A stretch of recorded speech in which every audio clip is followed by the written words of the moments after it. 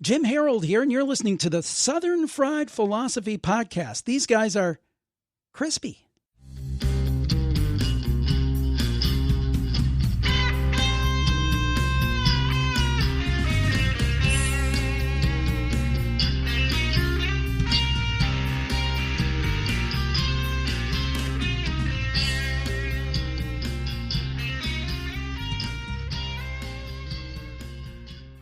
Hello, everybody. Welcome to a brand new episode of the Southern Fried Philosophy Podcast, where it's our take on life, liberty, and the pursuit of gravy, and you, the listener, are getting a degree in common sense. We are broadcasting from the ERI studio right here in beautiful Concord, North Carolina. I'll be your host, Biggin, and how about you? We've got a great show lined up for you today. In studio, we've got producer Brian. Hey. And, of course, the pride of Anderson, South Carolina. But most of you probably know him best as the Silver Tongue one. 2016's honorable mention, Father of the Year, the inventor of the redneck egg roll. Give it up to my man, my best friend. What up, Mojo? We've got a joke for all the mind readers out there. Okay. I gotcha. That's good. That's good radio right there. Yeah. Appreciate you guys tuning in once again to the show. You can find us on our website at southernfriedphilosophy.com. They have playable links. Brian is doing an amazing job of putting all the show notes that we neglected to do for the first 3,712 episodes. So that you can go there, check those out for the links for our news articles, our wacky news, special guests, and whatever else we have on there. You can go to iTunes, Google Play, Stitcher, not Podcoin anymore, but anyway, go to iHeart, wherever you listen to your favorite episodes, just add us on there also. We appreciate that. Just hit the subscribe, search, before you hit subscribe, go to search, hit Southern Fried Philosophy, then you hit subscribe. Give us a like, a rating, a review. We really appreciate that. We love connecting with you guys. Also want to say go to patreon.com/SFP radio, and you can kind of check us out there, support what you're doing, support what we're doing here. Mm-hmm. That way maybe we can split a 12-pack of Krispy Kreme donuts and some coffees. Come on with it. That'd be great. Just some housekeeping things. I want to say shout out to our new Patreon subscriber, Jack Waller from Concord, North Carolina.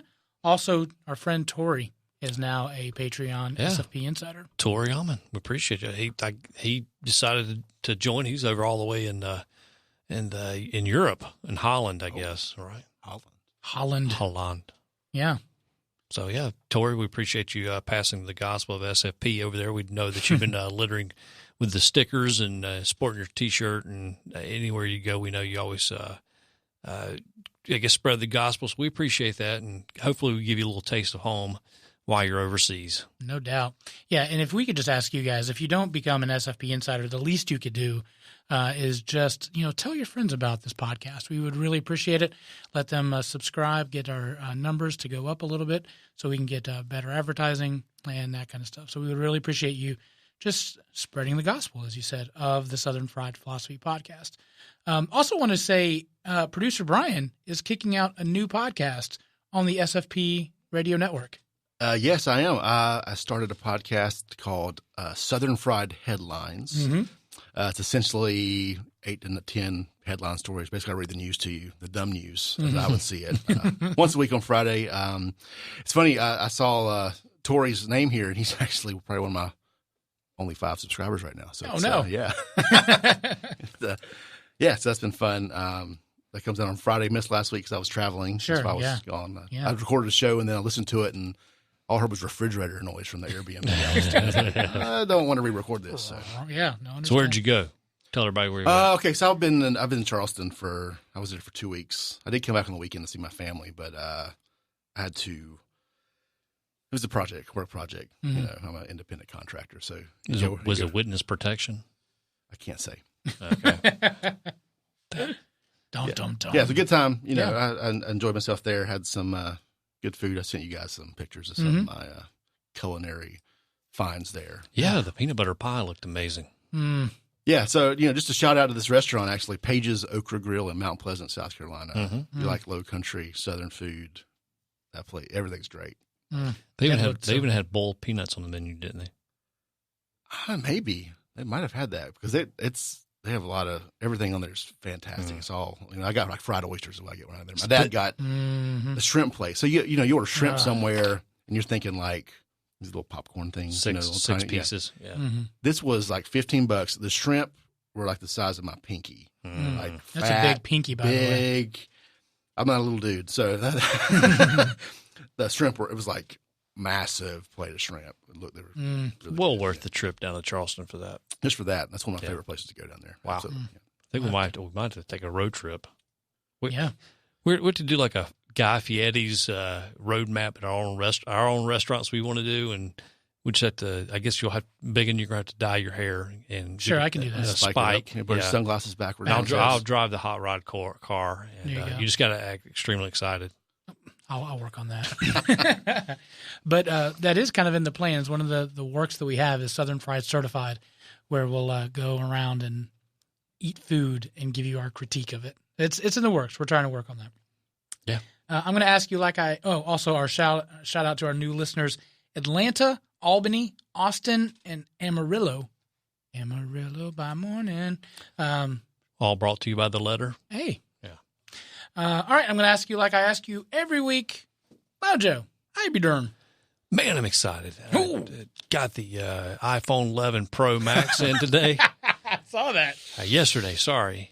Finally got it programmed, and then I dropped it in the parking lot of the podcast studio and broke the damn lens. Is that what I heard fall out of your truck? Yep, that was it. So, and I was like, all right, well, I have the insurance on it. So I was just reading an article, closest places to fix my screen, and ironically, I just like an hour after I dropped it, or I was checking it says Apple just made it more expensive to fix the screens. So it's like 20 minutes ago, they made it more expensive. Something like that. So it's going to be $329 at minimum to get my screen fixed. What? I might be switching to Android. Dude, I spent $658 for the entire phone. Yeah. I mean, what can I say? How about you? Yeah. iPhone 11, suck it. Yeah. Evidently, it's made of eggshells. So I would not. At least you have that screen protector at home now. Yeah, and ironically, my wife sent me a picture of the screen protector in the case I just ordered. It was delivered by Amazon about 5 seconds after I dropped it. So, yeah, I don't know if that's maybe there's a gap in the time lapse or in the matrix here, but it's not adding up. You think it was the screen protector because your screen is so cracked. Yeah. It could have been anything. Really, that's true. To be honest. Actually, it could have been my wife's lovely face. Just like anyway, hey, so how you be doing? Man, I'm good. Producer Brian, how are you doing? Oh, I'm doing pretty good. I'm glad to be back. I see some notes here. Yeah, I got some notes. So, I was gone for 2 weeks. I think in podcast time, it may have only been 1 week, though, right? This is one episode. I believe so. Space-time continuum is confusing. We'll talk to Jim about that. Yeah, I don't know what happened there. But I feel like I need to defend my honor as a Southerner here a little bit. So I have a clip for you guys. I'm going to play real quick. Okay. And let's see if this works. I'm not good at this IT stuff. All right, so the tiebreaker came in from Mr. Childers. Bojangles. He chose Bo. He's a Yankee. What? Wait, what? Notice that came to Mojo. So send your email to Mojo at SFP Radio. Well, technically, you are a Yankee. Based on because you're from South Carolina. Exactly. To be clear, I'm from 25 minutes from where the studio is in Mooresville, North Carolina. But it says north. North. So, yeah. So we lost our card. Okay. I just wanted to clarify. Well, that had to be my defense.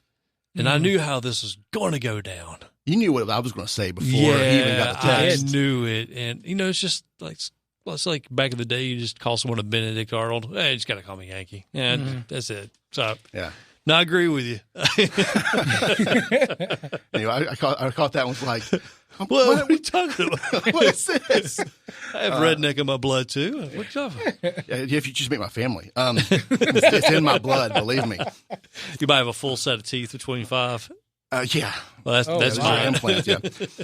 So the other thing I was going to talk about is, while I was in Charleston, we talk about food sometimes. I'm I'm not a foodie. I wouldn't say that. I just have strong opinions about the things I eat and the things other people eat. Yes, I enjoy That's a lot. the very definition of a foodie. So I was out of town, and my last day, I got a burger, and I was getting ready to head home. I was like, I want to get a milkshake to go from this place. And I sent you guys the menu to this restaurant I was at. I want to see if I can pull it up, because the recipe, like the milkshakes, looked fantastic. So that kind of got my attention real fast. I was like, okay, what are these different milkshakes? Because one of them was like, it's like a cookie thing where it was called Cookie Monster, and it had all these different cookies in it, but it wasn't like what you would say like a cookies and cream milkshake. It was something a little bit different. Yeah, so you've got an Oreo and vanilla ice cream, Oreo cookies, and more Oreo cookies. The Almond Joy, vanilla ice cream, chocolate syrup, almond syrup, and coconut. Ooh, campfire s'mores. Yeah, it was key lime pie, chocolate peanut butter brownie. So I ended up, on my way out, I went, okay, I'm just going to order one of these. I got the caramel Twinkie. I was just looking at that one. Yes, those are, you didn't, don't adjust your dial, caramel Twinkie milkshake. Ooh. So it shows up, and I'm a little disappointed because the cup is it's kind of small for a $6 milkshake. You're like, that's a whole lot of diabetes. Yeah, it's $6.25, but it's like $6.25. I'm expecting, you go to Cookout and you get a milkshake. It's the size $2, of your face. $3, and it's the size of your giant Chick-fil-A cup up there. It's like, bam.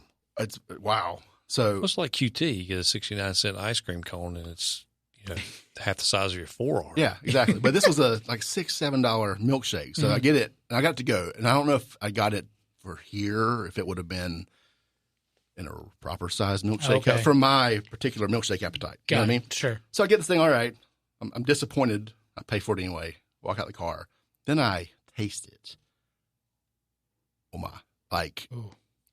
It's like had a Twinkie on top, like half a Twinkie just sticking on top of it. You could taste like the cake blended in there with the caramel.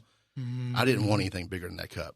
Angels started singing. Yeah, there was a Hallelujah chorus. Cherubs. Absolutely. Yeah. It was absolutely fantastic.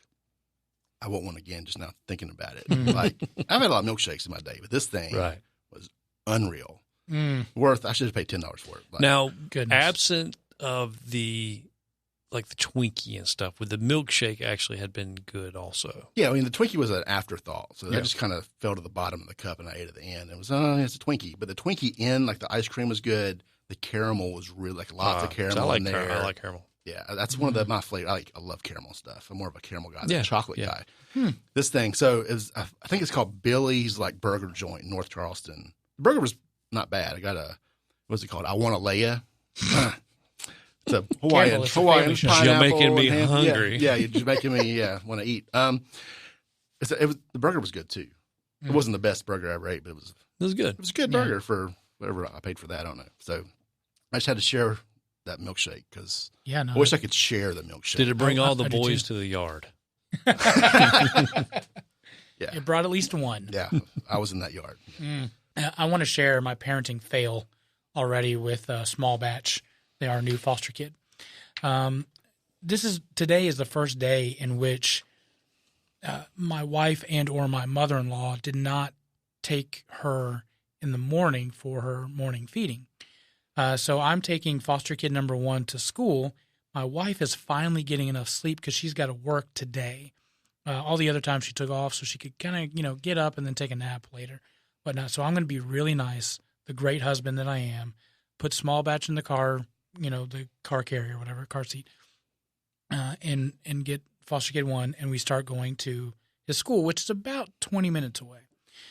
So as I'm pulling out of the driveway, Small Batch starts crying. I'm like, okay, no big deal. And then I was like, hey, go over there, get her pacifier, stick it in her mouth, and be fine. So I drive the 20 minutes, and she's, every once in a while is a little feisty, whatever. I did not plan on him being not in the car when I was going home. So here's the problem. I look at he gets out of the car, he goes to school, then I realize it's time for feeding.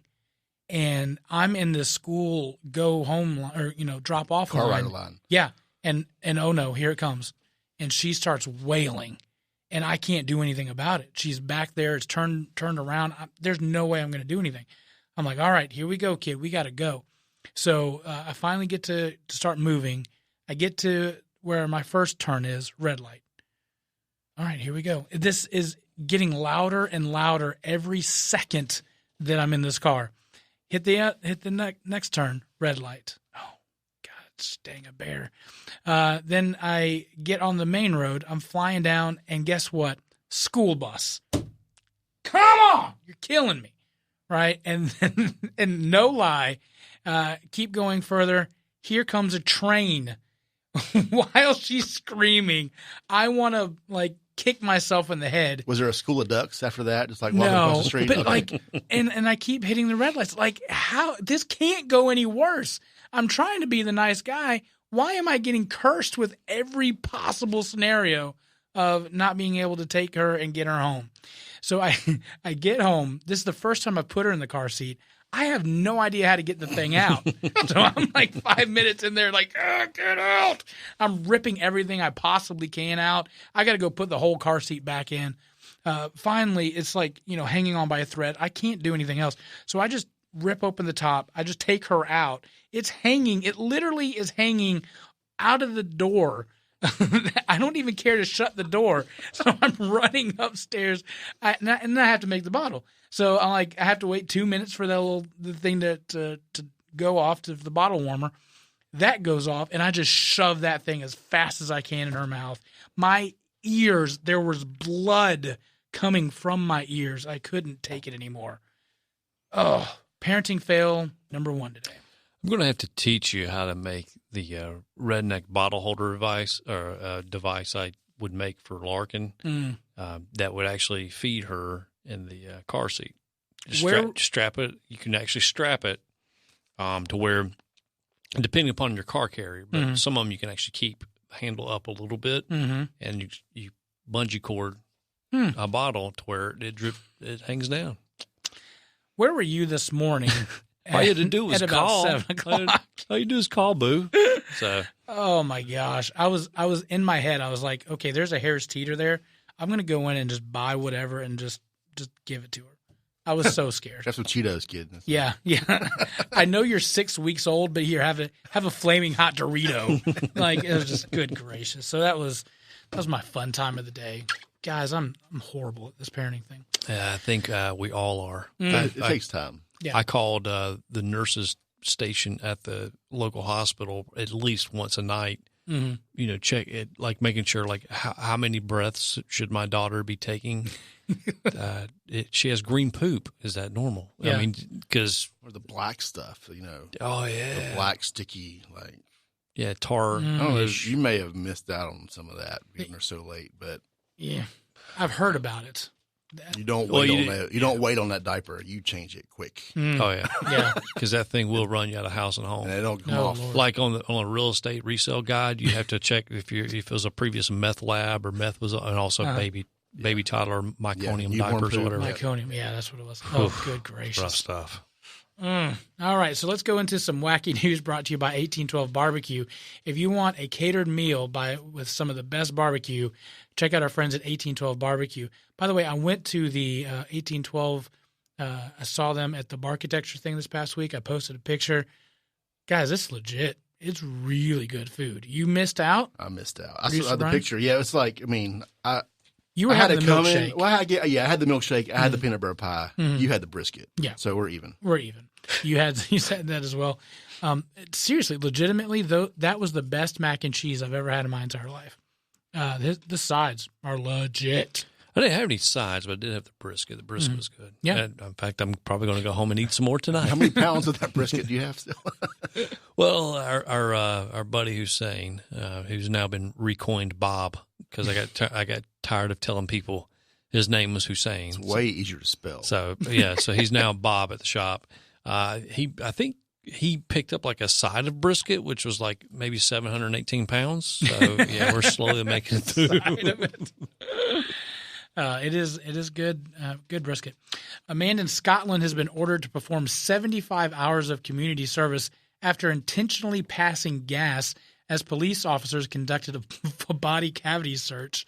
Responding to a vehicle collision, they noticed that the defendant was speaking to the other driver after the car. After observing a strong marijuana odor, they decided to put him in custody. They took him to the jail. They started to do a strip search, and Cook, quote, deliberately farted in the direction of the officer 3 times, stating, "How do you like that?" His defense attorney said that it was just a normal thing, that he was just, trying to, he couldn't help himself passing gas. But the fact that he was wafting it over to the direction of the police, they did not believe that defense. Man, that must have been some assault farts. Is it? Can you be charged? I think this is beyond ridiculous. I mean, come on. This is a misabuse of power by the police department. Come on, pansies. It says this isn't the first time the police have brought charges for breaking wind. In 2008, a 34-year-old Jose Cruz was pulled over in West Virginia without driving with his headlights on. He failed multiple sobriety tests, and they arrested him, and they charged him with battery. Battery. That seems a little harsh. And you said this was for he was getting a full cavity search.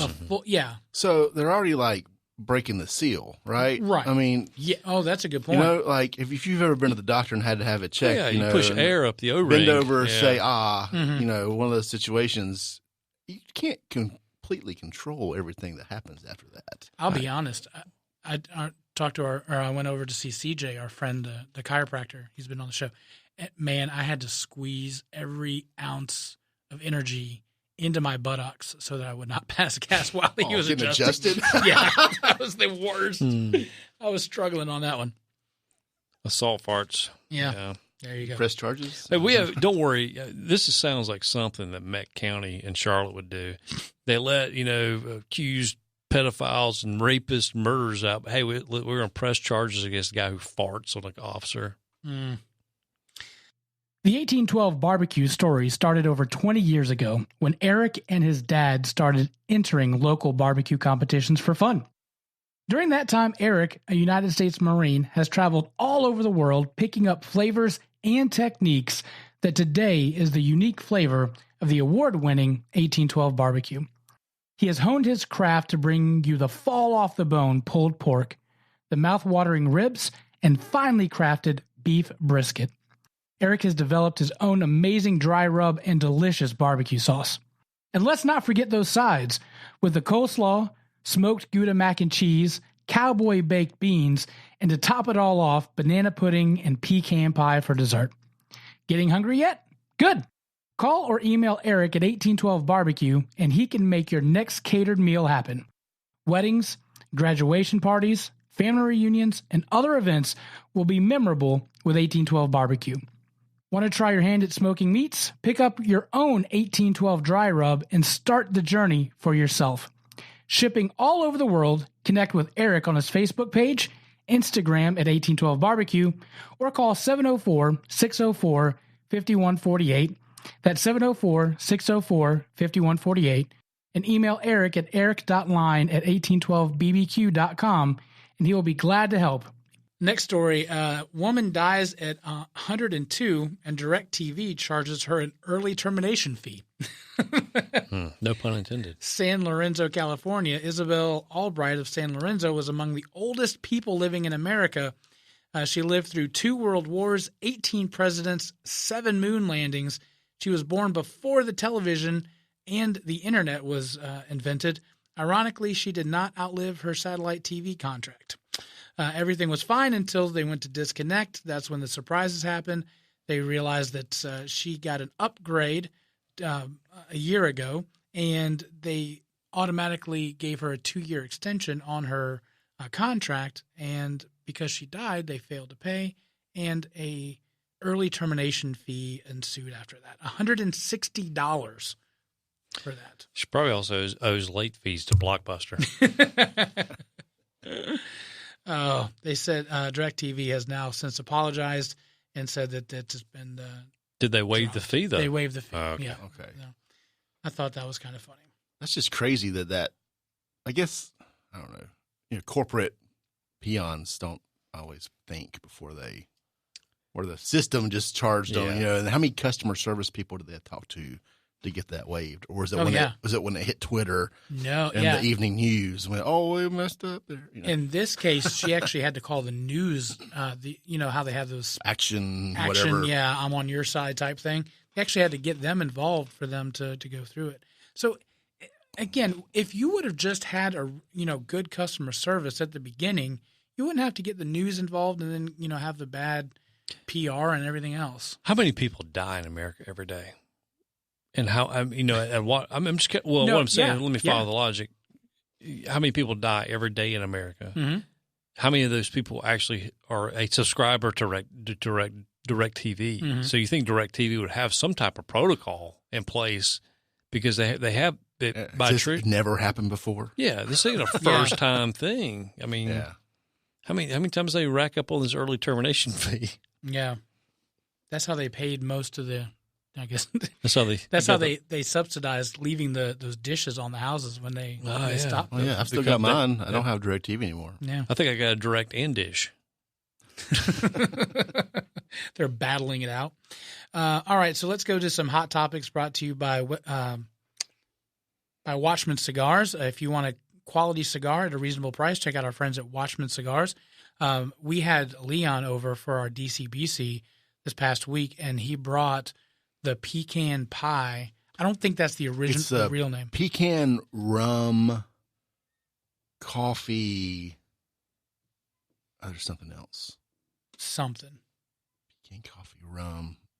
Anyway, it's Little Debbie cake. It's Rice Krispie treat is what we called it because the wrapper smells like Rice Krispie treats.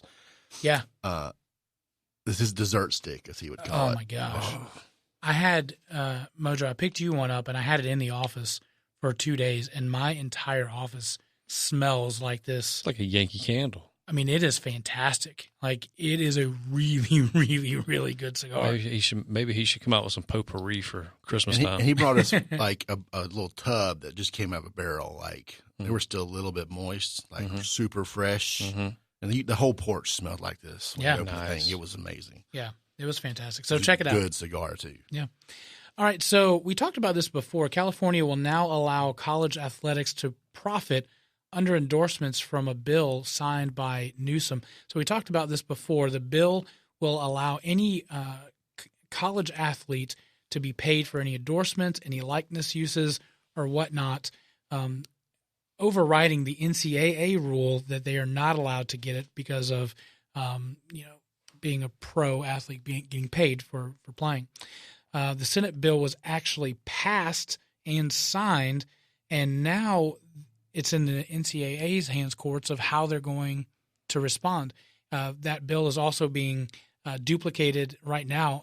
Sources tell me in Kentucky, they're trying to get this thing done as fast as quickly as they can.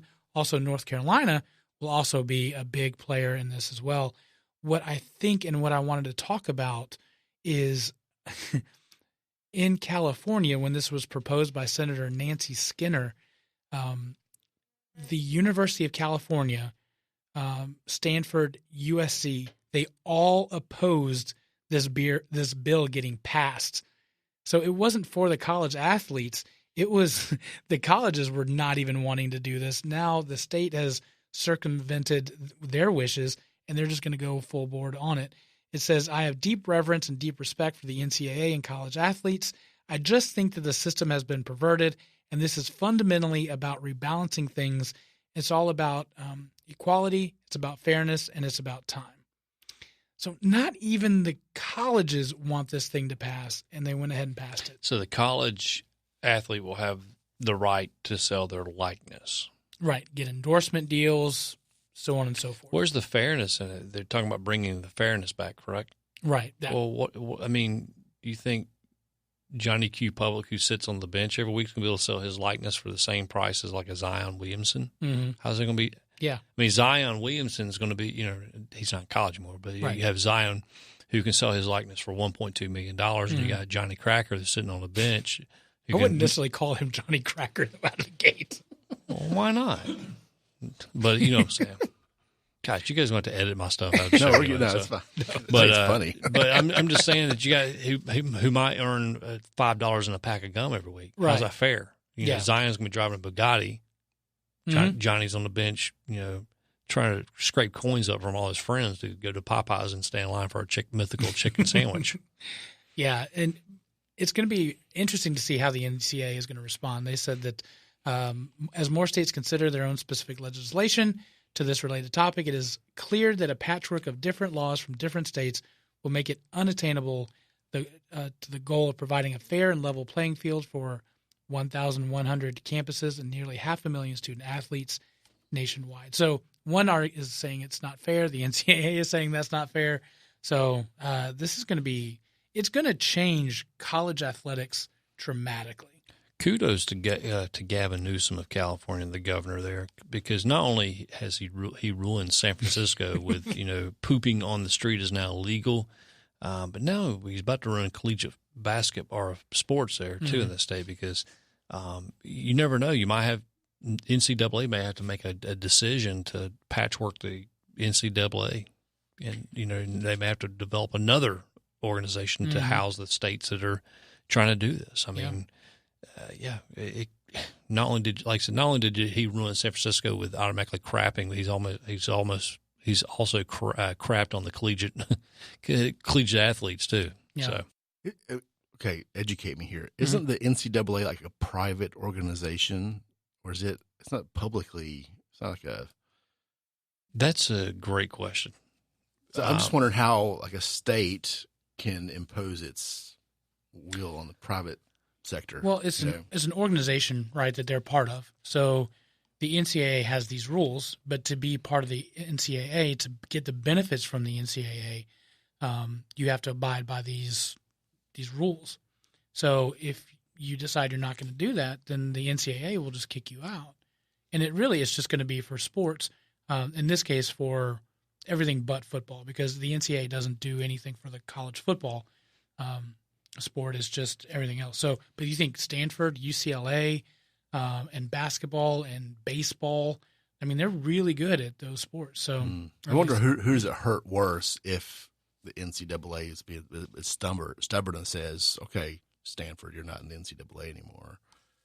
Who does that affect the most? Does it affect the school? Does it hurt them more than it hurts the sport?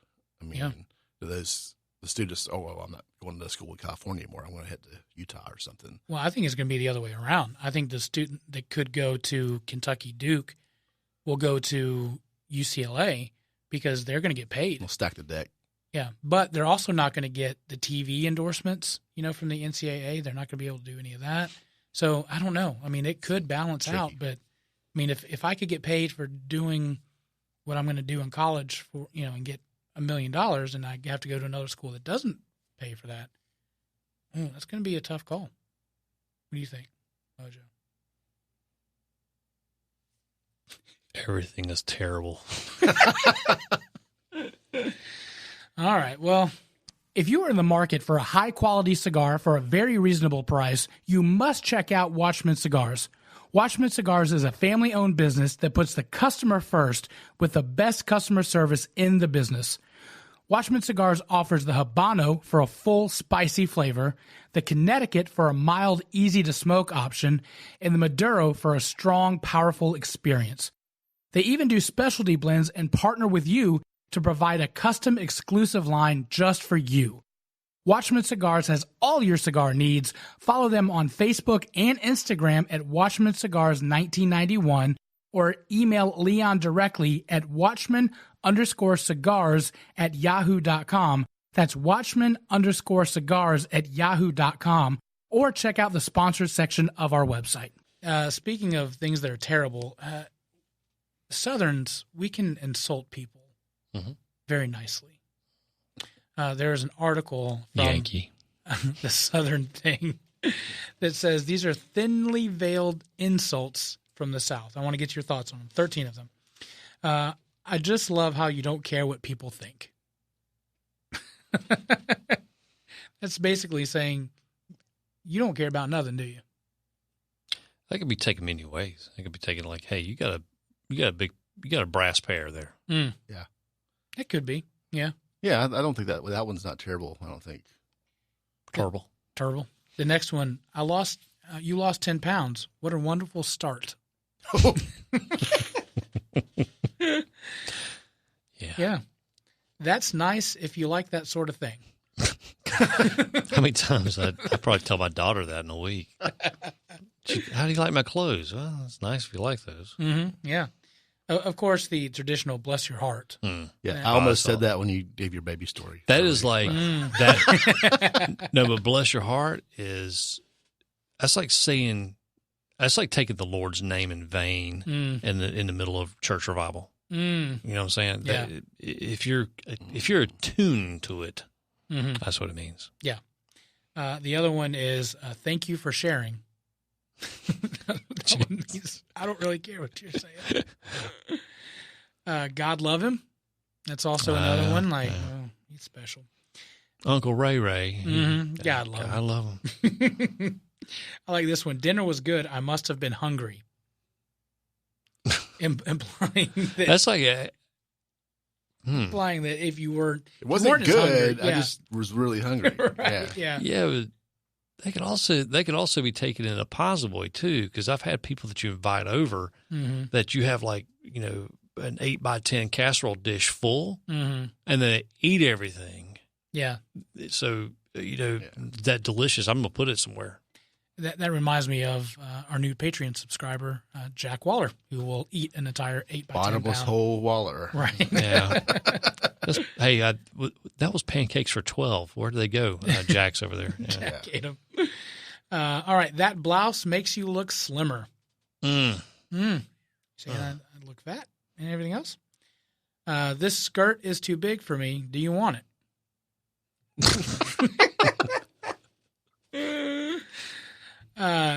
You got your hair done. What color do they call that? I like this one because I've heard it. I hope you kept the receipt for that. Oh.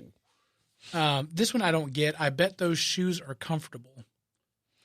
That means basically if you're being a sassy, you know what? I bet you're happy in those shoes because you're comfortable wearing them just because you're basically being a sassy. You know what? Some women say style is pain. Like if it looks nice, it can't be comfortable. Gotcha. Yeah. But also it's also standing in your position too. A lot of times, whatever position you hold, and if you hold your ground times, got it. Okay, it can possibly mean that too. Gotcha. I'm tracking on you. And last but not least, is that the look that you were going for? I said this to my daughter last night before a concert. I had to track her too. Sure. Oh, how was that? She goes, "How's this look?" Well, if you're trying to dress like that, if you're aiming that way, then you nailed it. Yeah. And when we come back, we'll have Jim Harold. Jim Harold does podcasting for a living and does some of the best paranormal podcasts out there. We're getting ready and amped up for Halloween, and he produces the Paranormal Podcast and the Campfire Podcast, both of which I subscribe to and I like. So we'll be right back. You're listening to the Southern Fried Philosophy Podcast. All right, so thank you for tuning back into the Southern Fried Philosophy Podcast. On the phone with us, we have the man, the myth, the legend himself, Jim Harold. Jim started his podcasting career on the paranormal in 2005. The Paranormal Podcast and Campfire Today remain some of the most popular podcasts in the genre. Jim has developed a loyal following that spans the entire globe. He also hosts a series of premium podcasts on the supernatural and related subjects at jimharoldplus.com. He's also a notorious best-selling author on the supernatural books as well. He's got 5 Campfire books that are out, also available at Kindle and jimharoldbooks.com. Both Jim's flagship programs have reached an all-time top 100 on Apple iTunes. Campfire has reached as high as 32, and the Paranormal Podcast has reached up to 60. Not to toot our own horn, but I checked our charts the other day. We are number 32 as well in comedy. However, we're in Kuwait. Hey. So there's that. Jim also holds a master's degree in applied communication theory and methodology and is accredited as a certified digital media consultant, by the Radio Advertising Bureau. You've also had the opportunity to teach at the university level. Jim's free podcasts are available anywhere podcasts are sold, and the Plus content is, again, available at jimharoldplus.com. Jim, again, thank you so much for joining the Southern Fried Philosophy Podcast. Well, thank you guys. I really appreciate it. Thanks so much. And good to speak to you. By the way, the shows are not number 32 now. I can assure you that was an all-time high, but they were there at one point. But hey, there's podcast listeners in Kuwait too, so that's cool.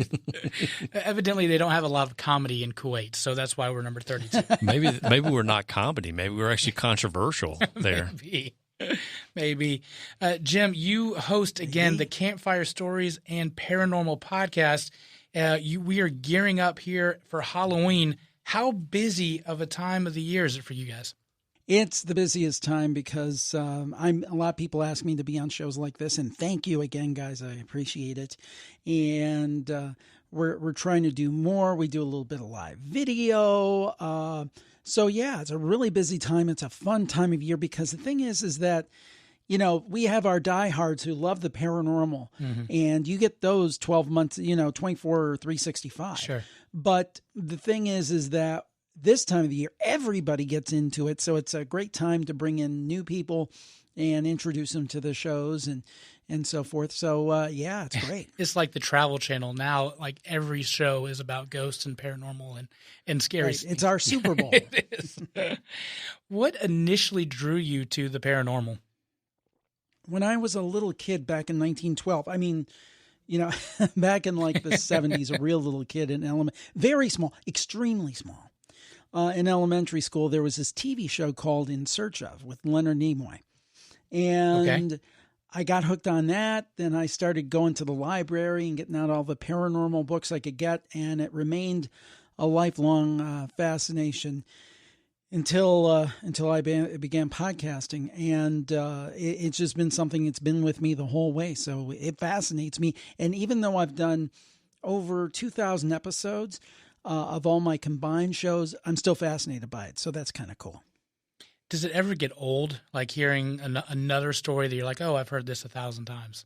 Well, sometimes you do any job, you get tired. I think Sure. If I said that you don't get tired sometimes, that would be disingenuous. But I got to tell you, the cool thing, for example, Campfire, which is basically my true ghost story podcast. There's other things like UFOs and cryptids and things like that, but a lot of ghost stories.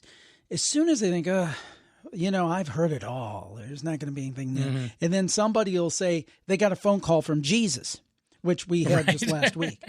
I'd never heard that before. So, the thing is that the cool thing is there's always something different with this stuff. And when I first started all this, I thought, back in 1912, 2005, I thought this will be great. I'll interview these people for 6 months and I'll have it all figured out. Well, the thing is I have more questions now. I'm more confused about what's going on. I'm more convinced, though, than ever that there is something going on. That's good.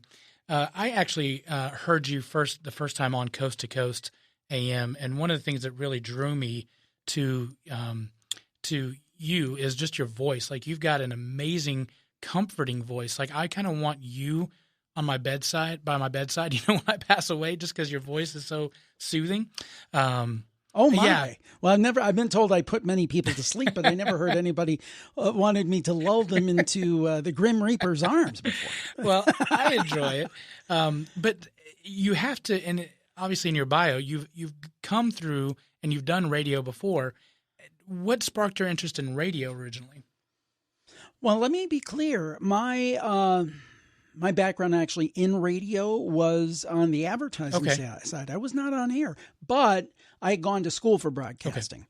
So back in the early 90s when I started in the radio business, it was either going to be radio or TV. What we were told, and this is really pre-internet, was go somewhere and get a job. Doesn't matter what it is. It could be getting the boss coffee. It could be sweeping the floors with something that has call letters on it, right? So I got a job being a sales assistant at a radio station. And then I started looking. It's like, well, I get to write copy and do these cool things. And the air talent makes this. And the salespeople make that. I didn't know that. And I kind of fell into sales that way. Although, I mean, at the upper echelons, talent are very well paid, but a lot of talent, frankly, are not well paid in media. And I think there's this misconception that everybody who cracks a mic is wealthy, and it's not at all the case. There's some very talented people that really don't get rewarded the way they should. Of course, there's people at the upper end who make boatloads of money, but Sure. that was a smaller station, so I got to do a lot of different things. So I was kind of in it because I was writing copy and so forth. I'd even voice an occasional spot, not much. But then as I went to bigger stations, and I realized that was an outlier, and they didn't want you in the studio. They didn't really want you writing that much copy. They wanted you sell. And, that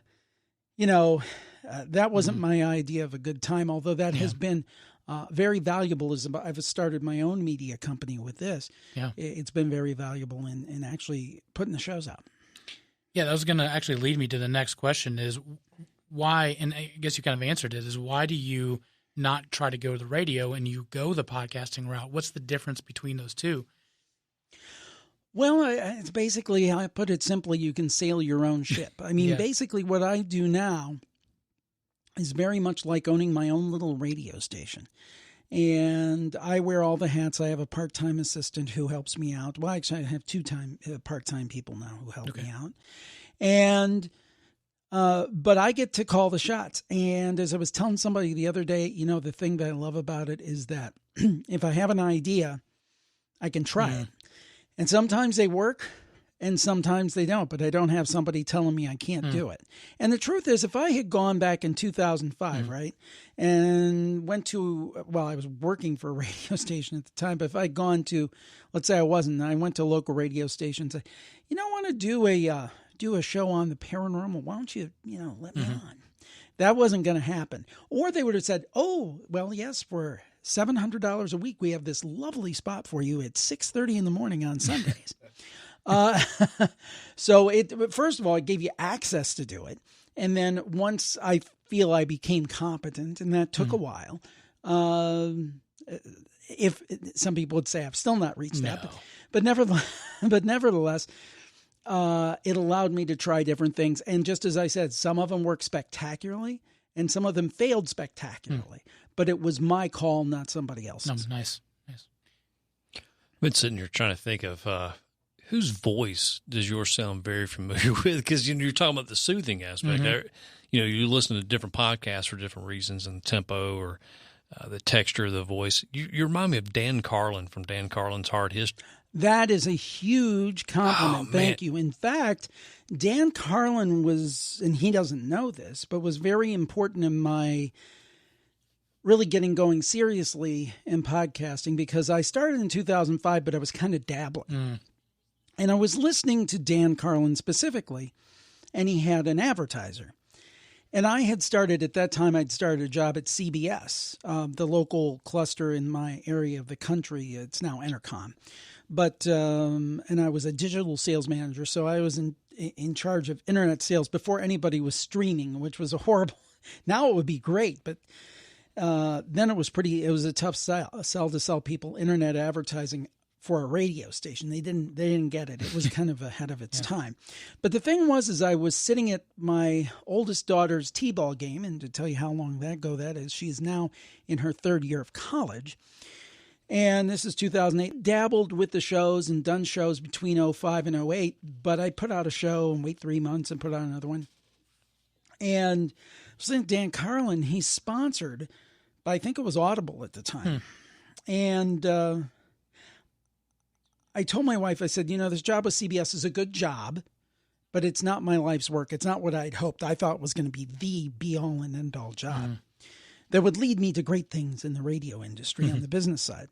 And I said, but I'm beating my head against the wall with this job. It's going decently, but it's not my passion. And yet I open up my email and I get several emails every week. I haven't put a show up for 6 months, but people want to hear the show. So it's like, there's really something here. I'm going to give it 6 months and put out a show every week and see what happens. Strangely enough, in that 6th month, I get an email from someone wanting to sponsor the show. It was Audible. It was the same ones that were sponsoring Dan Carlin at the time, although they were sponsoring a lot of podcasts. But that was kind of the kick in the pants I needed from the universe. It said, you know what? Go with this for a while and see what happens. And I did, and eventually I was able to go full time with it. But I would have never had thought that was going to be possible in the early days. Never. How much has it changed since 2005 to where you're at now? I mean, as far as the podcasting, things like that, as far as crowd, the audience? Well, it used to be, when you said you did a podcast, you would get a reaction of, what's a podcast? Or if they knew what it was, they'd say, oh, isn't that cute? Especially my radio friends. They were kind of like, oh, that's nice. He goes home and he plays radio. How cute is that? Now all the big radio companies are investing millions of dollars. And the thing is I say this, and this is not to discourage any new podcasters at all, because some people could do it. I was very fortunate. I was in on the early wave, and that gave me a lot of early adopter advantage. Like if you Google paranormal podcast, I come up like in most of the main top slots. Obviously, if I started today, I wouldn't have gotten that name, and B, it would be very hard to replicate. So I was fortunate in that way, but it has really, there's a joke that will illustrate what I'm talking about here. 4 podcasters walk into a bar, and they walk up to the bartender, and the bartender says, want to hear my podcast? I mean, there's so many people that have podcasts now. So it's kind of the opposite situation. Is before it was nobody knew what it was. Now everybody wants to do it, which is fine, which is great. And there's some great new podcasts out there.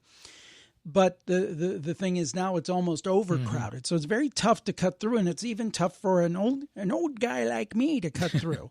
So... we just keep plugging and trying to, I'm always trying to improve. I just literally bought a new mic. I'm tweaking my sound. I'm always trying to get better because the competition is getting stiffer.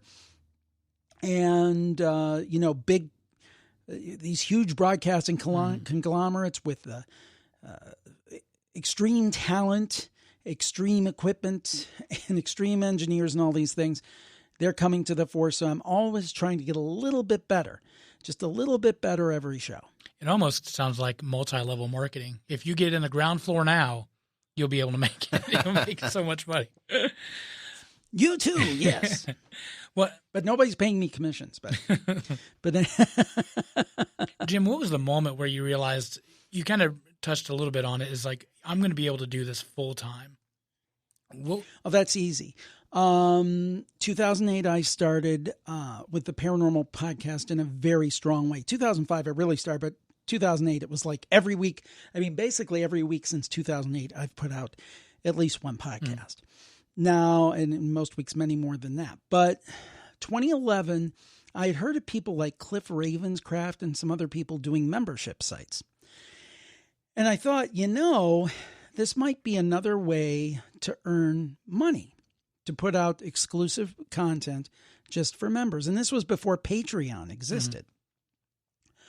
So I said, you know what? I'm going to start a membership site and like paid podcasts, which now there's multiple ways you can do it. Then you kind of had to create your own method. I used something called Wishlist Member on my WordPress site. But basically what ended up happening is that first day I got somewhere between 150 to 200 members. Oh, wow. And that was it. It was February of 2011. At that point I knew, yep, I think this could be a full-time thing. And at that point I was doing 4 or 5 podcasts a week and working a full-time job. Oh, wow. And I told my wife, I said, something's got to give here. I can do this for a while. And I was a little younger back then. and I said, I can do this for a while, but I can't do this indefinitely. So let's see how it goes. And the membership kept building up and the advertising started to build up somewhat. And to where came, if I could work on this, well, I probably work between 50 and 60 hours a week. If I work on this full time, I can make a go of this. So that's how it happened. So, and then in June of 2012, I was able to go full time. So I feel very blessed, very thankful. My wife, a lot of people would have said, "Are you kidding me?" But she was great, and it's worked out fantastic. So from the 2008, the membership side, to 2012 is when, how long it took to build that kind of to build it really was 2011. And within a year and a half, I'd built it where I wasn't quite replacing my income, but I was close enough we could take a shot. And I surpassed my regular income relatively shortly after that. And it's built from there. And again, I'm not a millionaire. I make a middle-class living. And it builds a little bit every year. So, I mean, if anybody says, well, I want to get into podcasting to get rich, you might do it. I would never say it's not possible. I mean, I know some folks who listen to my show and have like a viral podcast hit, and they're touring and everything. But that's exception rather than the rule. I think it's like the average person, if you're not an Adam Carolla or Mark Maron or whoever that might be, if you don't already have a large audience or platform or base of people, you're going to have to build it over time. It's like investing in a slow growth stock. It's not like one of these hockey stick things. At least it wasn't for me, and I think for most people it isn't. And I think that's why sometimes people get discouraged, because they're like, oh, I got to do this. I did my show for 4 years before making a penny. Now, things are different now, though. There's a lot of money floating around there. If you find the right venture capitalist, I guess, and you've got the right concept. But I don't think you get into, it's kind of like being a musician. I think Dave Jackson, the famous podcaster about podcasting, said, you don't necessarily start playing the guitar because you think you're going to become a millionaire off of it. That kind of develops over time, and the opportunities develop over time. So anyway, but it is possible. Hey, it's doable. Yeah, it's funny when you look at like the new podcasts that are coming out, and just to hit 10, a new podcast coming out that hits episode 10, that seems like a big deal, and because you see them start and stop so quickly, because I don't think people realize how much effort and time that it takes to get it up and running. Well, I was interviewing I do a show called Podlords, which is, and this is one I do actually. It's funny. It's a business podcast, more of a business podcast, but it's for fun. It's about podcasting. I was interviewing a gentleman who had been a program director, I think, up in Canada for 20 years, and now he's a podcaster. And I commented that I'm surprised more radio people don't get into it. And he said, it's a kind of different skill set. Yeah, the on-air is important, but there's a lot of things you have to do. And a lot of those things, at a radio station are, you press a button, or if you have a problem, you call the engineer or whatever it might be. You've got to have kind of a well-rounded skill set to be a successful podcaster, I think, unless you're working for one of these big companies that take care of all that stuff for you. But that's usually if you are the, Mark Maron or Adam Carolla, although that's really his own company. So I think it is harder to be successful. I often say the key to my success is my mediocrity. And the reason I say that is because I'm mediocre at ad sales. I'm mediocre on the air. I'm mediocre as an editor. I'm mediocre as an engineer. I'm mediocre with IT.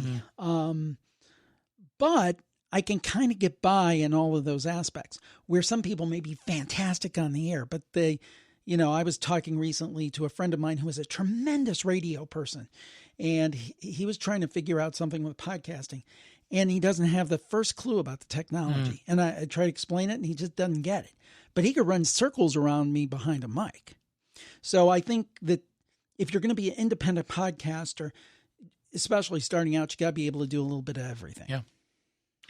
And then the only thing, I cannot do graphic arts, so I have to hire somebody for that. Although Canva is great, but anyway.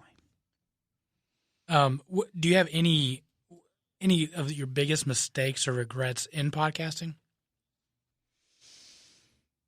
Yeah, between 2005 and 2008, not doing more, not starting faster. Yeah. And the other thing is that I'm trying to think. I think I'm starting to do more video now. I would have done more video earlier. Those are my main ones. Okay. Those are my main ones. Jim, it blows my mind that people can do this, and that's my dream. I would love to be able to do podcasting for a living. Obviously, it's a huge sea out there, a bunch of fish out there. And again, we talked about how it just takes so much time to do it. What is a normal week look like for you behind the scenes? Well, I usually do my recording on Wednesdays and Thursdays.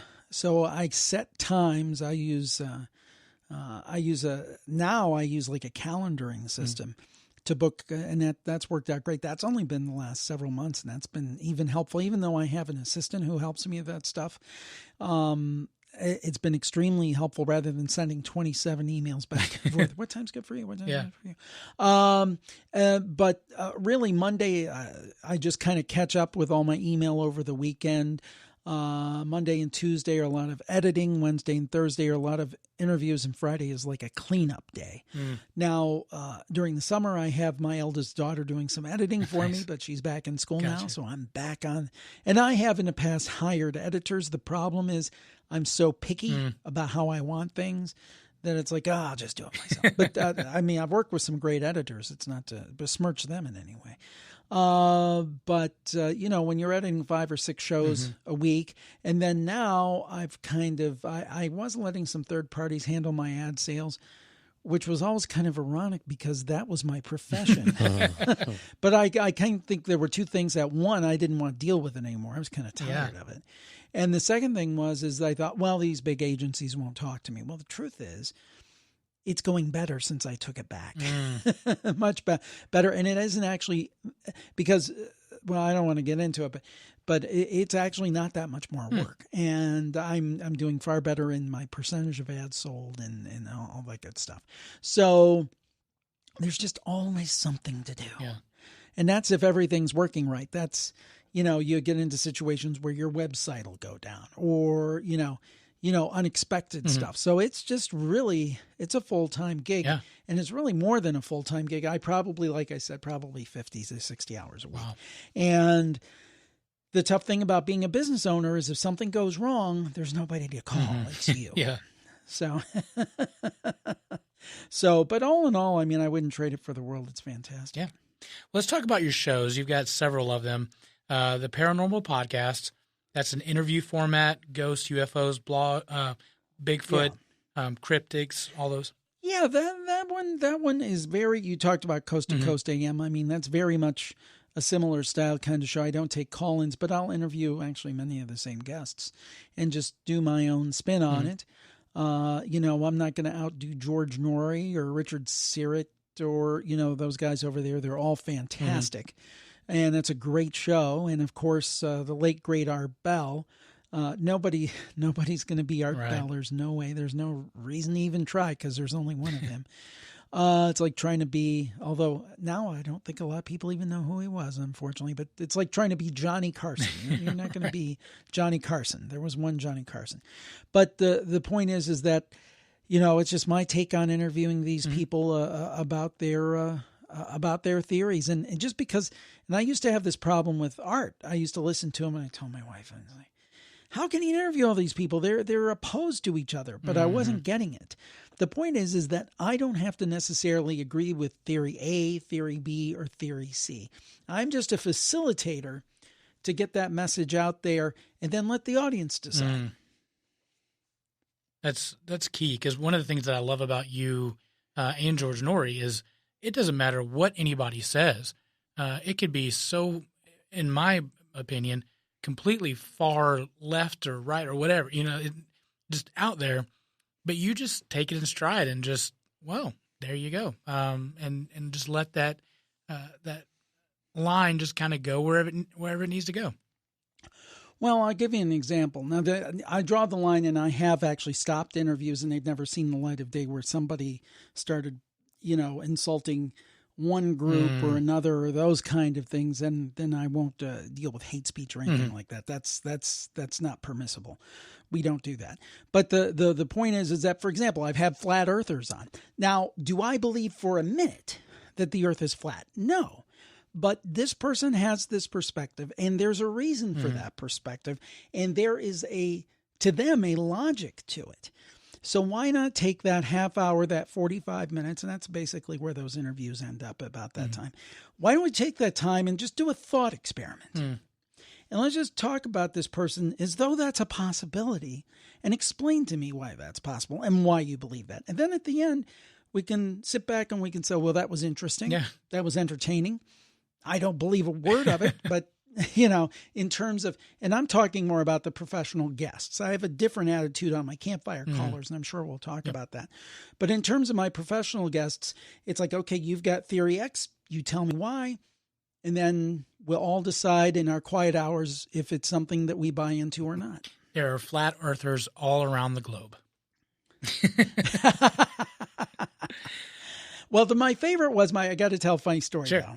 There was, I won't even mention the guest, but he said that he could teleport.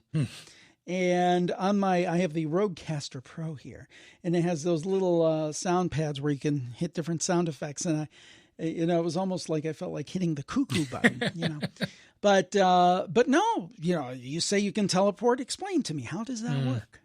That's just because I don't see it as valid doesn't mean, and maybe he can, maybe I'm wrong. Yeah. So I think when you go into something like this, you have to have an open mind, because I don't want to be one of those places where people are going to call in and they're going to think, oh, I'm going to be laughed at or made fun of, because that's not what I do. Well, speaking about people calling in, let's talk about campfire stories. That's probably my most popular show. I would say that's the show that's allowed me to do this full time. Just people love that show.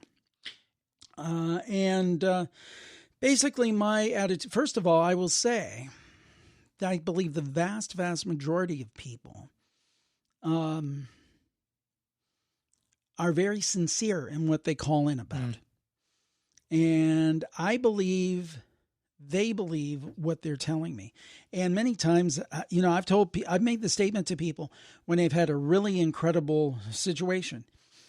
I'll say, A, either you're making that up, or B, that is the most stunning proof of the supernatural I've ever heard. And I believe that they've actually experienced something, and that something wild has happened to them. We had a call a week ago. It was on last week's show.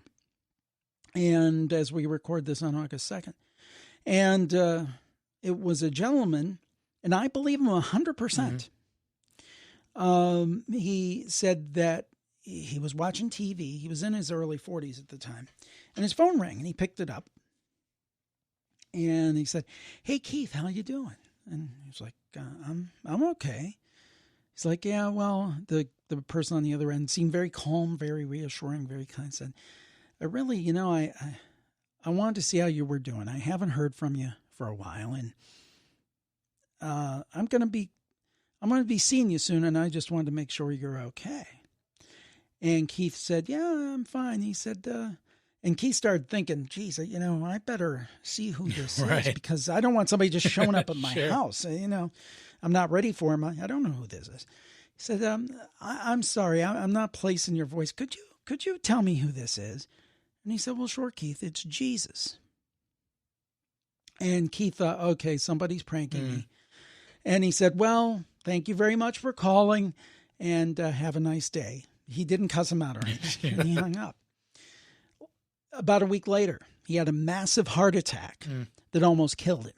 It was so bad that they rushed the chaplain to the hospital to be with his family, because they didn't think he was going to make it. And Keith said that really made him think, because what did he say? He said, "I'm going to see you very soon." I mean, was that Jesus? I mean, now, one of two things to me are possible there, or probable. There's three possibilities. It was a coincidence. Somebody was pranking him. But boy, that would be a coincidence, wouldn't it? Number two, he's making it up, which I don't believe he is. Or number three, he got a call from Jesus. I think he might have gotten a call from Jesus. Yeah, and I remember listening to that episode, and he was saying that there was no call history for that entire day. Like all the That's other exactly things. right. Yeah, it was. That's exactly right. So I believe very strange things happen. I believe it with 100% of my being. Does that mean that sometimes people make stuff up? Sure. But I think in the case of the campfire, I feel very strongly that the vast majority of our people have probably experienced something supernatural, or if they haven't, they have interpreted it as something as supernatural. Now, I always want to be respectful of those people, kind to those people, non-judgmental, and give them a place where they can share. And it's been very well received. And I think that's why people want to tell their stories on the show, and why it's worked, because they know that I'm sincere. Yeah, 100%. You can tell that there's that that connection that you have with your listeners, and they're I believe as sincere as they can be. Me too. The other shows that you have are the plus shows that you have. The crime scene, the true crime one that you have. Can you tell us a little bit about that one? Well, first of all, and that's bad marketing on my part, because the actual new episodes are free. Oh, are they? Okay. Sorry, yeah, my fault. see, no, that's my fault. Bad marketing on my part. In fact, that's a show that has not taken off, even though I've done, I'm like 170 something or 80 some episodes in, and that's not taken off. And I think because it was at one time a premium only show. Gotcha. But I I thought of that show before Serial came out. But I think that, and I kind of kicked myself because I wish I would have released it as a free show. But I think that show's like the Paranormal Podcast. It's interviews with authors and experts. And sometimes I don't think there's enough blood and guts for people. It's kind of like, Keith Morrison from Dateline is doing a new true crime show. Yeah.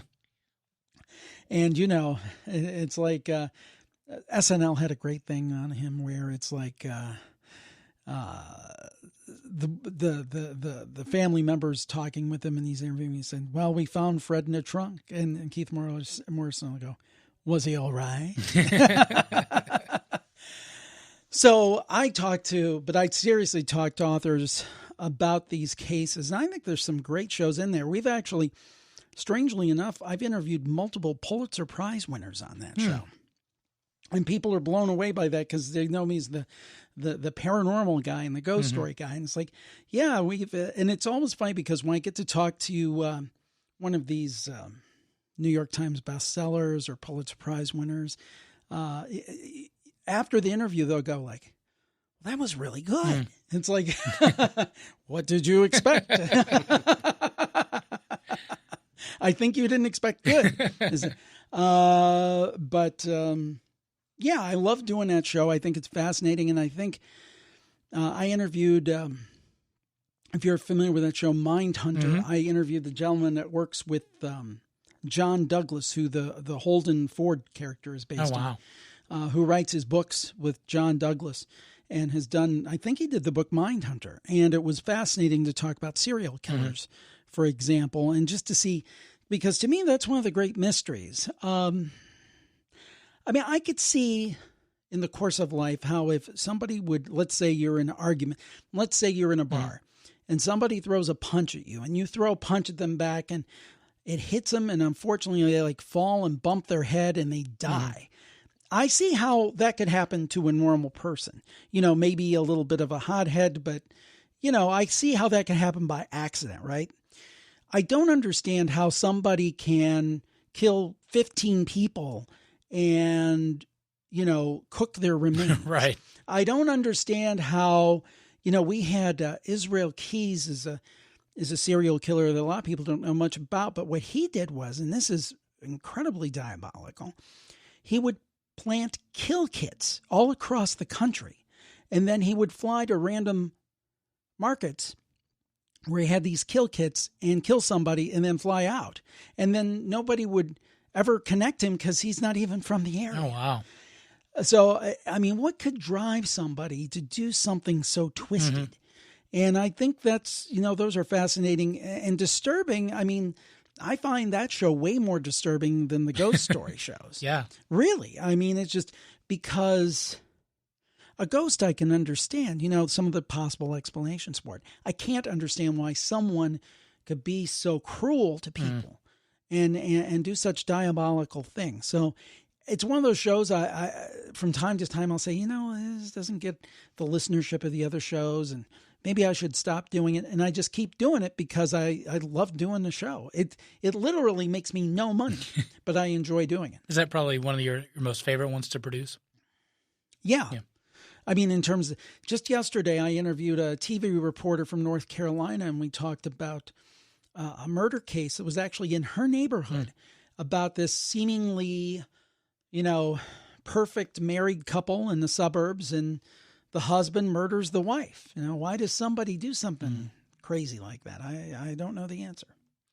Yeah, it's incredible how the mind works. There was a TV show on Netflix called Push, and it just takes an unsuspecting person and goes through a process to see if they can even push somebody off the ledge. We talked about that show before. Oh yeah, I saw that. That reminds me. There was a thing called. I'm trying to remember. It was the Milgram experiment, something like that. The Milgram experiment, and this goes back to I think the 60s. And actually, this has been psychologists have basically banned this kind of thing. But what they did is they took a regular person, right, and then they put them in a clinical situation. I think this was like 1962, 63, somewhere in there. Mm-hmm. And what they did is they had it set up, and they would ask the person, we're going to put you in this room. There's an adjoining room. There is a person hooked to electrodes, and we're going to basically give this person electric shocks. Oh, wow. But they weren't. It was fake. But the experiment was to see what the person would do. Would they administer electric shocks to a person? So basically, I got it wrong. Basically, the participant was told they had these controls, and they would administer the electric shocks, and it was on like a dial, right? It was like a dial from 1 to 10 or something. And then he would say, okay, administer the shock. And there was a person on the other side who was not getting a shock, but they would yell as though they were getting a shock. Wow. Yeah. And then they keep upping the thing, and the person will be like, oh, please stop, please stop. He's like, disregard that. Number 8, apply the shock. Oh, no. And they would experiment to see if they would do it. And a lot of people did it. Because, you know why? The person telling him to do it had like a lab coat on and had like this authority figure thing going on. So people can be twisted to do some very disturbing things. That's why I always keep an orange road cone in my car, because people fear an orange road cone like none other. You can put that anywhere you want, and people won't touch it. That's a good point. We'll go to the next show, Podlords. You kind of talked about that one earlier, interviewing podcast royalty about the medium, the past, present, the future of podcasting.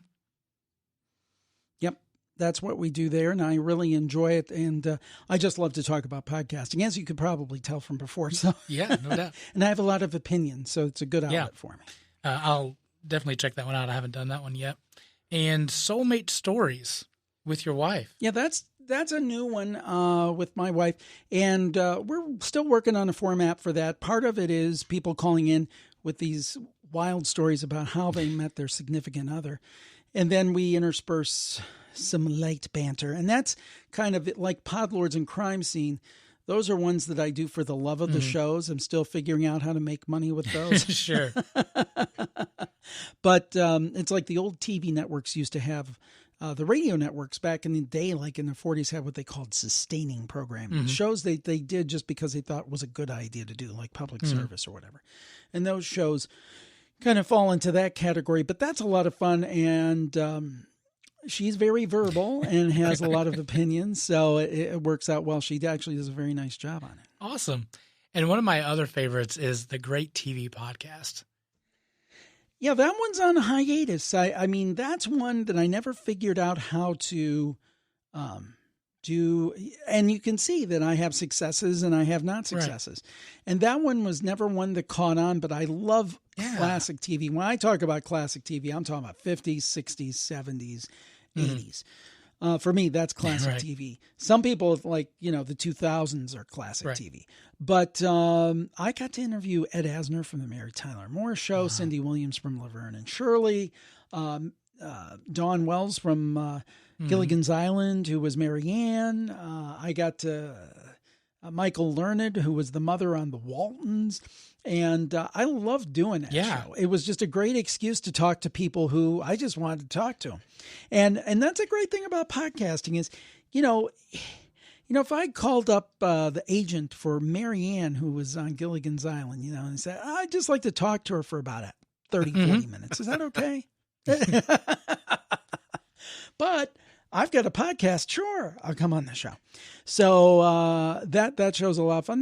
That's one. See, what I tend to do is if I've got something that doesn't quite click the first time, I kind of let it hang around until I think how to rework it and maybe give it another shot. I don't give up easily. But it's still out there if you want to listen to it. Yeah, I listened to the Star Trek one like last week. That one I just put out. Yeah. And that's the other thing that'll happen. If an agent or somebody contacts me and says, hey, I've got somebody, I'll do like a one-off. Okay. Yeah. So it's just kind of like whenever So the cool thing about podcasting is that feed, people don't typically unsubscribe when you stop doing it. And you can drop little nuggets in there forever. And, oh, hey, surprise, new episode kind of thing. Yeah, exactly. So those are the podcasts that you guys have. What, again, we go back to the campfire because that's where I originally got connected to you. What's your most favorite campfire story, if you can share that briefly? This one's called the Roadhouse Saloon, and I'll try to make it quick. The caller's name was T.I. She was up in Wisconsin, and her and a friend went to like this rural bar to watch a band. They closed the place down. It's like 2:30 in the morning. They're leaving. And all of a sudden, T.I. tells her friend Bob, I've got to go to the bathroom. And there's nothing open, and it's woods, and it's about an hour till they get home. And he said, well, you could always go in a bush. And she said, no, thank you. Just drive fast. So anyway, they go a little while longer, and they come on this Roadhouse bar that is wide open. And by the way, we have confirmed that this place exists, and people have taken pictures. So this place exists. So they go in. People are kind of weird. There's a parking lot full of people. There's neon lights on. And they're kind of smiling, but they're not talking a lot. Bob goes, gets a couple beers. T.I. goes to the restroom. She comes back. And they start talking. And all of a sudden, this one guy with rotten teeth comes up to her, wants to dance. He put Chubby Checkers Let's Twist Again on the vinyl jukebox. Oh, wow.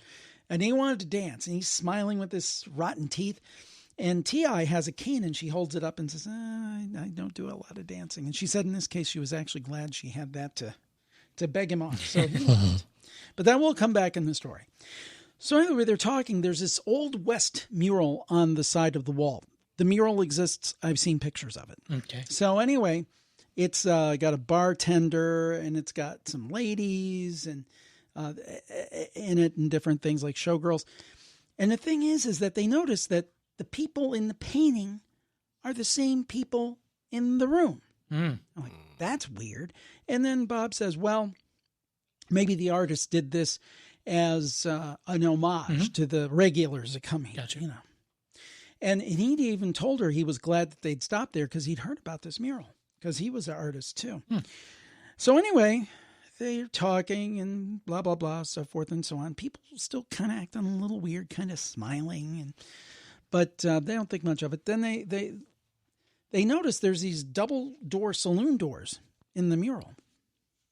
And they notice something they didn't notice initially. There's two like misty shapes in the doorway. And they talk a little bit and they look back and they're a little more developed in. And one's shorter and one's taller. Looking a little more, the taller one seems to be a man. The shorter one seems to be a woman. I look a little more and the shorter one has curly hair and boots, and T.I. has curly hair and boots. And then, lo and behold, they see a cane Well, T.I. has a cane. Oh, buddy. Uh-oh. I'm out. Gotta go. And they're like, that's what they said. They said, you know what? We better go. It appeared like a Polaroid picture that they were literally developing into the mural, but the story's not over yet. They walk out the door. They close the door. T.I. said the place looked totally dark, like it had never been opened. And as they were going back, the people were beckoning for them to come back in. But once they closed the door, everything was totally black, like it had never been open. All of the neon signs off. They turn around to look at the parking lot. There's a car there. One car, their car. So they get out, and Bob peels rubber, as they say, and gets out. Now, the story's still not over, though. T.I., being a much braver person than me, says, I'm going to go back. I'm going to check this out. So she goes with a friend. Now, she doesn't wait till 3 o'clock in the morning. She goes like at 7 or 8 at night. Okay. A couple of days later, it's with her friend. Bob was smart. He didn't go. But anyway, there's a jukebox there. Remember that vinyl jukebox I told you about? There's a jukebox there. It plays CDs and there's no chubby checker on it. And then she's talking to the bartender and she says, you know, I was in here the other day. There was this big, good-looking bartender in the back. And she's like, I'm sorry, ma'am. There's nobody like that here. The only 2 bartenders are me and my elderly father. And with that, T.I. and her friend, well, they left. But who knows where they were at the Roadhouse Saloon. And that's my favorite campfire story. Oh, wow. Whew. Chills up and down the spine on that one. Yeah, I mean, and the thing that really brought it home to me was when people started sending me pictures through our Facebook group. Oh, buddy. The place actually exists, and there's actually an Old West mural. Does the studio feel colder than anybody else right now? Oh, yeah. I think all of our batteries are draining. Yes, exactly. Jim, what is the process if somebody has a story that they'd like to share? That is so easy. All they have to do is go to jimharold.com/campfire. That's jimharold.com/campfire. They sign up, and then we contact them and schedule a time. Fantastic. And it's very, very easy to do, and we'd love to hear everybody's campfire stories. Just out of personal curiosity, talking about campfire stories, I remember I was driving through a national park and on the way to Cincinnati one time, and I can't remember what podcast it was. I was talking about over 1,600 people have gone missing in national parks. Have you had any podcasts like that? I haven't done specifically on that. I am aware of it. David Paulides, we've not been able to get him on the show, is really the guy who's the I think he's with Can-Am Missing Project, I believe. Yeah. And he's been on Coast to Coast many times and so forth. We've not had luck in getting him on. We've tried many times, which is odd because we've had Eric Von Doniken, who wrote Cherry of the Gods. I mean, we've had some of, pretty much the biggest names, pretty much everybody, but he's one of those we just can't seem to get for some reason. But I am familiar with that. And that, that to me, it almost asks that question about, because the thing about this, I think the truth behind some of this stuff is a lot weirder than we think. Again, probably of all the different phenomena, I might be more skeptical about something like a Bigfoot or something. But if he does exist, why haven't we found a body now? If you talk to researchers, they'll say, well, because nature takes care of its own, and, you don't find bodies of deer in the woods or whatever it might be because of rotting and, scavengers and so forth. But, I mean, you would think you would find a bone or something sometime, at least once. But if Bigfoot is an interdimensional traveler, you wouldn't. Also, for example, in Pennsylvania, Stan Gordon, the researcher, has done a lot of work that there's a big coincidence, not a coincidence, but a coincidence of Bigfoot and UFOs. So who knows? There could be, maybe people are getting lost in another dimension when they're and I don't mean to make light of, people there's a lot of people who just, it goes back to the crime scene, right? Unfortunately, humans are the most diabolical creature for the most part. And most of these people, you talk about something nefarious has probably happened to them. But could people slip into another dimension? I couldn't say that it's not possible. Yeah. No, actually, we were just talking about that pre-show. Yeah. There you go. Well, Jim, thank you so much for joining us. We really appreciate it. I know your time's valuable and you got to go, but thank you again so much for joining. Yes, thank you so much. I really appreciate it, guys. And if anybody wants to listen to the show now, you talked about the plus shows, but there's a ton of free ones. Yeah. All you have to do is wherever they listen to podcasts, just type in the name Jim Harold, JimHarold. Campfires free, the most recent episodes, the last 90 days. Paranormal podcasts, the same way. So I just want to make sure people know there's a ton of free stuff to listen to. And then if they become super fans, they can do the Plus Club sometime down the road. But I really want to get that free content out there and invite everybody. And they can also go to the hub of everything I do, jimharold.com. And again, you guys have been very gracious, a lot of fun to talk to. And thank you for taking time tonight. Thank you, Jim. Jim, thank you so much. Once again, that was Jim Harold with jimharold.com, and we appreciate him coming in, doing the episode. Yeah, that's probably one of your ones you've been looking forward to, right? Yeah, I do love listening to his stories, those campfire stories, and when you're working late at night and there's nothing else to do, and you listen to that podcast, you do kind of get your hairs to stand up. No wonder you're having trouble sleeping. Yeah, we appreciate you guys tuning in as always. Go wherever you find those episodes, or go wherever you download podcasts. I'm actually using iTunes again since our Podcoin went bye-bye. So just go to Google Play, iTunes, Stitcher, iHeart, wherever you basically download an episode. Go there, look for Southern Fried Philosophy. Yeah, you can subscribe, give us a like, a review, a rating. Producer Brian, you had a pause in your eye when I said Podcoin. Did something happen to Podcoin? They went under. Did they really? I have no idea. Yeah, okay, so I shouldn't put that ad in this week's episode. Probably. Yeah, okay. I think they went the way of the stock market this past week. Uh-oh. Yeah, down. Anyway, appreciate you guys as always. Please go to our website at southernfriedphilosophy.com. Twitter's and Instagram at SFP Radio. I think that's pretty much it. And also, I'd like to actually today would be my donor's birthday today. So I think we'd have been turning 28. So I'd like to say hi to my donor family, Lisa and his son Salem. So love you guys, and been thinking about you guys all day. But just go to Donate Life. You're not going to be using the organs when you pass away, and just do that. Save someone else's life if you can, and we appreciate you guys tuning in. Yeah. And as always, keep looking up.